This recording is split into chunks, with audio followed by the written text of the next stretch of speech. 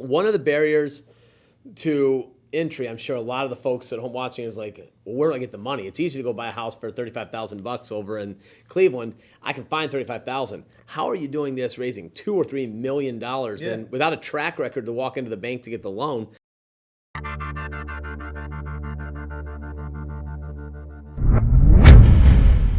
Can you describe financing one of these? So I can speak for how I got started, right? I bought an 8 unit, and then I bought another 8 unit, and then I sold them both, got a 14 unit and some other smaller properties, and I sold that and got into a 23 unit in a better area, then I sold that and got into a 30 unit, and I just kept on doubling down and doing 1031 exchanges and trading up into bigger properties. It takes a long time to do that though. What I didn't even realize was available out there is sponsors, loan sponsors.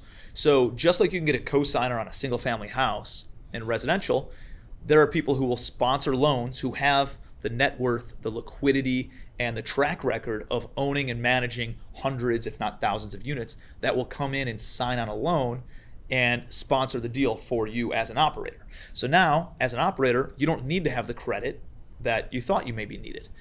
At the same time, that sponsor typically has some access to capital or their own capital, and there's a lot of people who invest in real estate or alternative assets or even traditional stock market that you can show a better return to with apartments or with commercial real estate that would then passively invest just the same way that a lender does on a residential. Difference then is that you're not giving somebody a note and a mortgage like you do in residential real estate.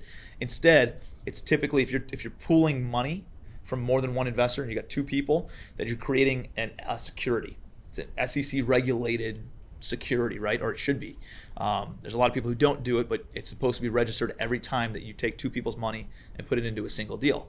When you do that, you're creating a syndication, and you can essentially pay them a couple different ways. But the way that they're secured is they have typically equity in the deal itself. So you'll create a new entity, like if you're buying 123 Main Street, you create 123 Main Street LLC, and then 123 Main Street LLC will own that, and then you're the private lender, you would own a percentage of the LLC, I'm the operating partner, I'll own a percentage of the LLC, and it's a way that you can get into commercial real estate deals without using any of your own money and any of your own credit. And the crazy part is that banks expect you to syndicate capital. So they're not expecting you to bring all the money yourself.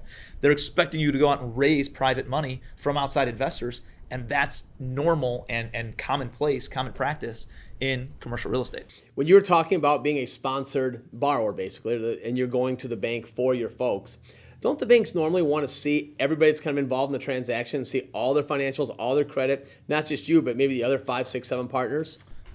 It's usually anybody with over 20 or 25% equity in the deal, depending on the lender. So anybody with a significant amount of equity in the deal will need to probably be on the loan.